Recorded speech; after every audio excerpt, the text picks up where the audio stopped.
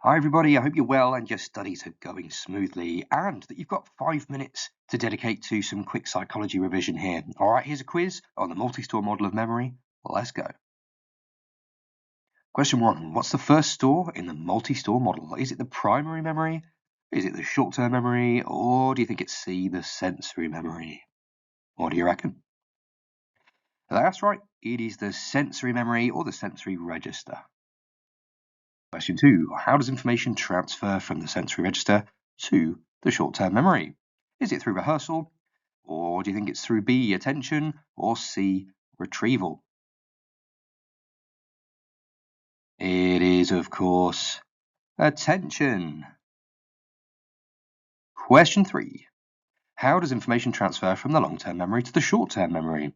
Do you think it's A, rehearsal, B, attention, or C, retrieval?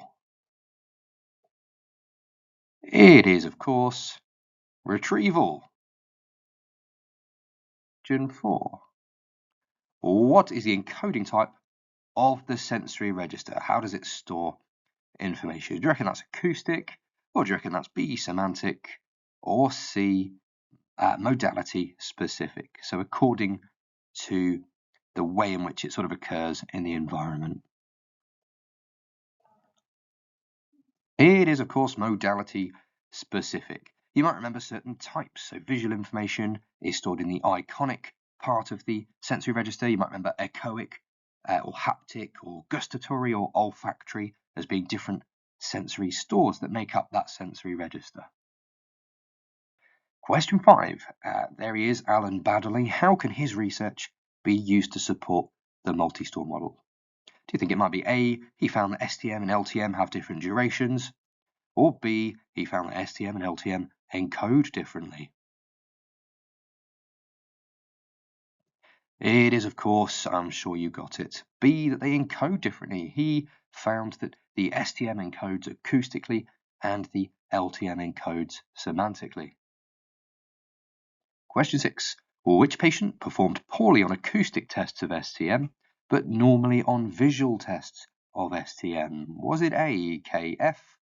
Was it B, HM? Or was it C, CW? It is patient KF. An unfortunate motorcycle accident led to brain damage, and they tested his short-term memory either by reading to him or allowing him to read for himself. And when he could read the things himself, so visually, he was fine. Question 7. Which patient had his hippocampus removed and as a result had impaired LTM despite normal STM? Again, do you reckon that was A, KF, or option B, patient HM, or C, CW? And I'm sure you remember it was patient HM, Henry Molaison. Yeah, so he had epilepsy, so they removed part of his brain, the hippocampus, we now understand is involved in storing LTMs. And yeah, he really struggled with LTM. He couldn't really make new LTMs or many new LTMs, but his STM was pretty much fine. Question 8.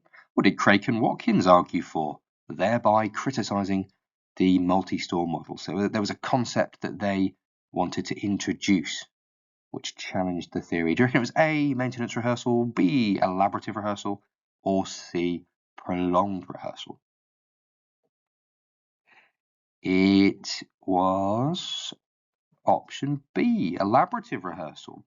So they found that actually just repeating stuff to yourself isn't enough to get it into the LTM. And of course, that's what the multi-store model says. So this is a criticism. They said that actually what you have to do, and you probably know this from your own sort of studies, that you need to make meaning out of it. Yeah, you need to link it to your prior learning. Question 9. The multi-store model simplifies the mind down to being like a computer.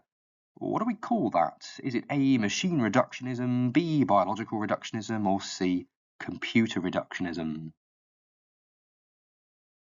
It is A, machine reductionism.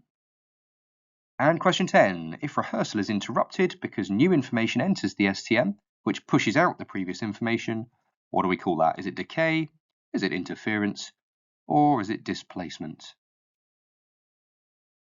So when information is pushed out due to limited capacity, that's called displacement. Decay is forgetting over time. All right, how'd you get on? Let me know in the comments. I hope that went well for you. If you'd like to see more of this, please do explore the channel. Please do give us a like and subscribe. It really helps us out. And yeah, if you want to consider supporting the channel further while supporting yourself, then you can use the links in the description to explore the different printed resources and workbooks and bits and pieces that I've got available on Amazon. Or if you want to go the whole hog and even more selflessly support the channel, then there is a link to a Patreon. Thanks very much, everybody. Have a good day. I will see you soon.